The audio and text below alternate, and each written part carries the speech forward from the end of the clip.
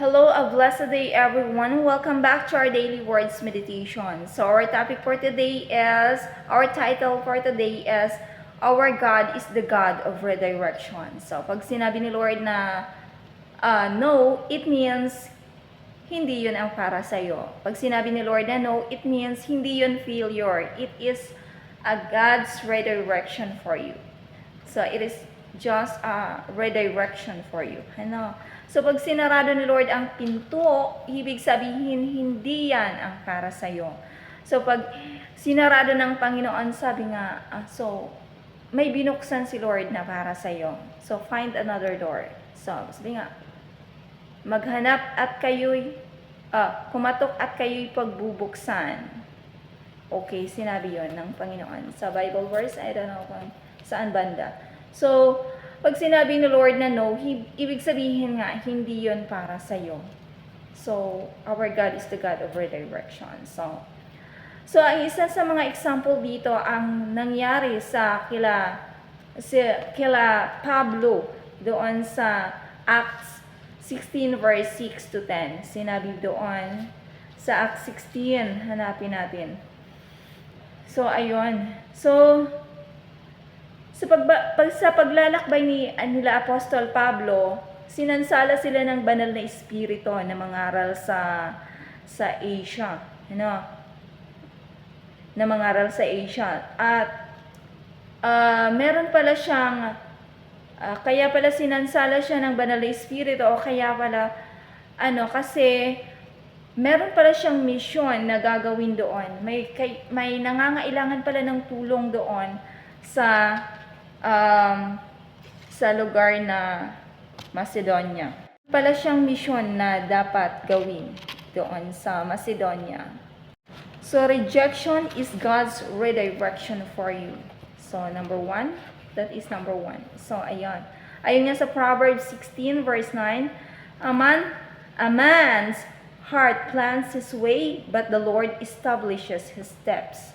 So ibig sabihin, ang tao ang nagbabalak, pero si Lord talaga ang nagpapatupad. So, ayun. Ang kalooban pa rin ng Panginoon ang mangyayari sa huli. So, number 1, rejection is God's redirection for you. So, number 2, redirection is your protection. So, redirection is your protection.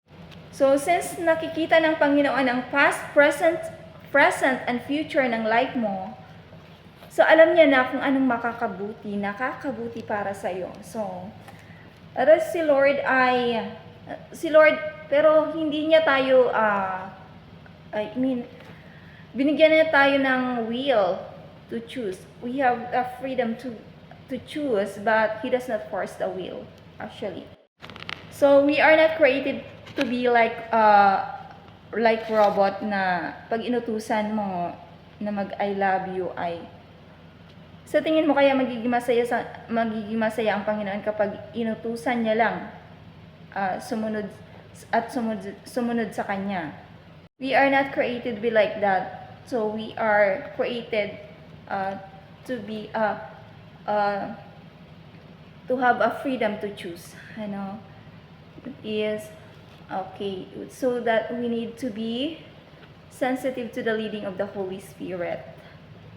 So, if someone is rejected you or canceled you, it is just a reminder that God is protecting you. So, it means or redirecting you. So, it means hindi yan para sa'yo. Find another door.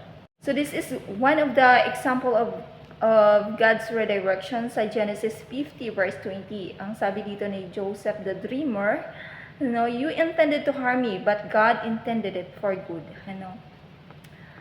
So, ayun nga. Hindi nila alam na pinoprotektahan lang pala sila ng Panginoon laban sa famine.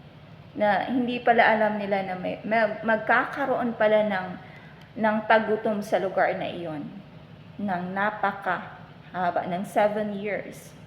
So, ang kasamaan ng ibang tao ay pwedeng gamitin yan ni Lord na maging daan ng blessings and purposes at para pangyarihin ang will niya sa buhay mo. Okay, yun po. So Psalms 37 verse 23 to 24, the Lord directs the steps of the godly.